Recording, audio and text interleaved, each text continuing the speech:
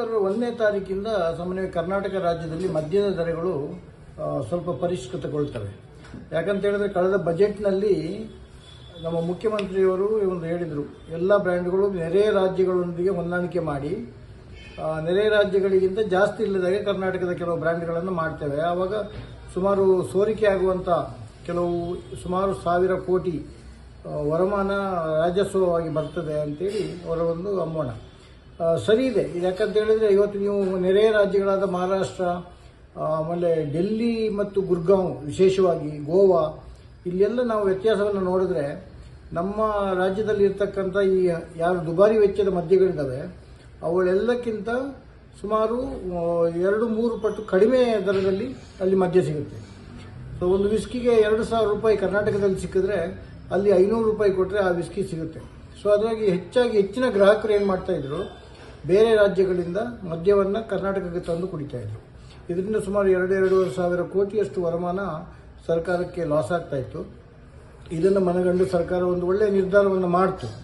ಆದರೆ ಸ್ವಲ್ಪ ಕಾರಣಾಂತರದಿಂದ ಇದು ಸ್ವಲ್ಪ ತಡ ಆಯಿತು. ಅದರ್ವೈಸ್ ಕಳೆದ ತಿಂಗಳಲ್ಲೇ ಇದು ಜಾರಿಗೆ ಬರಬೇಕಾಗಿತ್ತು.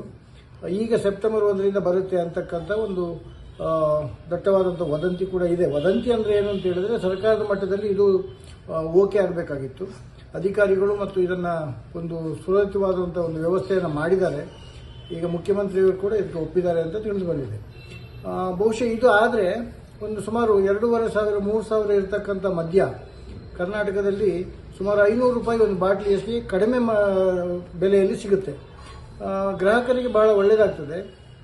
ವ್ಯಾಪಾರಿಗಳಾಗಿ ನಾವು ಅದನ್ನು ನೋಡಿದಾಗ ನಮಗೆ ಟರ್ನ್ ಓವರ್ ಮೇಲೆ ಮಾರ್ಜಿನ್ ಫಿಕ್ಸ್ ಆಗಿರೋದ್ರಿಂದ ವ್ಯಾಪಾರಿಗಳಿಗೆ ಸ್ವಲ್ಪ ನಷ್ಟವೇ ಆಗ್ತದೆ ಅದು ನಮಗೆ. ಆದರೆ ವ್ಯಾಪಾರ ಏನಾದರೂ ವೃದ್ಧಿಯಾಗಿ ಜಾಸ್ತಿ ಆದರೆ ಇದರಿಂದ ನಮಗೆ ಲಾಭ ಆಗ್ಬೋದು. ಸೊ ಸರ್ಕಾರ ಮಾಡಿರ್ತಕ್ಕಂಥ ಚಿಂತನೆ ಒಳ್ಳೆಯದೇ. ಸುಮಾರು ನೋಡಿ, ಡೆಲ್ಲಿ ಗುರ್ಗಾಂವ್ನಂಥ ಜಾಗದಲ್ಲಿ ಒಂದು ಬಾಟಲು ಬ್ಲ್ಯಾಕ್ ಆ್ಯಂಡ್ ವೈಟ್ ಅದ ಬ್ಲ್ಯಾಕ್ ಲೇಬಲ್ ವಿಸ್ಕಿಯನ್ನು ಇಲ್ಲಿ ಕರ್ನಾಟಕದಲ್ಲಿ 6,500-7,000 ರೂಪಾಯಿ ಮಾರ್ತಾರೆ. ಅದು 10% ಮಾರ್ಜಿನ್ಗೆ. ಅದೇ ವಿಸ್ಕಿ ಡೆಲ್ಲಿ ಗುರ್ಗಾಂವ್ನಂಥ ಜಾಗದಲ್ಲಿ ಸುಮಾರು 1,500-2,000 ಒಳಗೆ ಸಿಗುತ್ತೆ.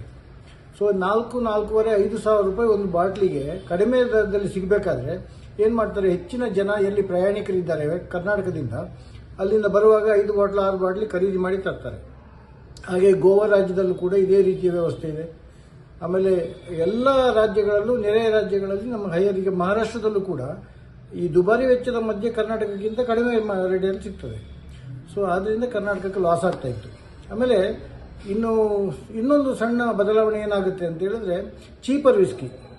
ಈ ಚೀಪರ್ ವಿಸ್ಕಿ ಏನಾಗಿದೆ ಅಂತ ಹೇಳಿದ್ರೆ ನೆರೆ ರಾಜ್ಯಕ್ಕೆ ಹೋಲಿಕೆ ಮಾಡಿದಾಗ, ಗೋವಾವನ್ನು ಬಿಟ್ಟು ಇವತ್ತು ಆಂಧ್ರ ಅಥವಾ ತಮಿಳುನಾಡನ್ನು ಹೋಲಿಕೆ ಮಾಡಿದ್ರೆ ನಮಗಿಂತ 20 ರೂಪಾಯಿ ಅಲ್ಲಿ ಕಡಿಮೆ, ಅಲ್ಲಿ ಜಾಸ್ತಿ ಇದೆ, ಕರ್ನಾಟಕದಲ್ಲಿ ಕಡಿಮೆ ಇದೆ. ಸೊ ಅದರಿಂದ ಸರ್ಕಾರ ಏನು ಮಾಡುತ್ತೆ, ಒಂದು 5 ರೂಪಾಯಿಯಷ್ಟು ಒಂದು 180 ml ಬಾಟ್ಲಿಗೆ ಚೀಪರ್ ವಿಸ್ಕಿಯನ್ನು ಜಾಸ್ತಿ ಮಾಡುತ್ತೆ. ಸೊ ಯಾವುದು ದುಬಾರಿ ವೆಚ್ಚದ ಮದ್ಯ ಇದ್ದಾವೆ, ಯಾವುದು ಸ್ಕಾಚ್ ವಿಸ್ಕಿ ಇದ್ದಾವೆ, ಯಾವುದು ಒಂದು ಮೀಡಿಯಂ ಸೆಗ್ಮೆಂಟ್ಗಿಂತ ಜಾಸ್ತಿ ಇರತಕ್ಕಂಥ ಮದ್ಯ ಇದೆ, ಅದರಲ್ಲಿ ಸುಮಾರು 15-20% ರೇಟ್ ಕಡಿಮೆ ಆಗುತ್ತೆ. ನೋಡೋಣ, ಈ ಒಂದು ವ್ಯವಸ್ಥೆ ಆದಾಗ ಬಹುಶಃ ಗ್ರಾಹಕರಿಗೆ, ರಾಜ್ಯದ ಗ್ರಾಹಕರಿಗೆ, ಮದ್ಯ ಗ್ರಾಹಕರಿಗೆ ಬಹಳ ಸಂತೋಷ ಆಗ್ಬೋದು.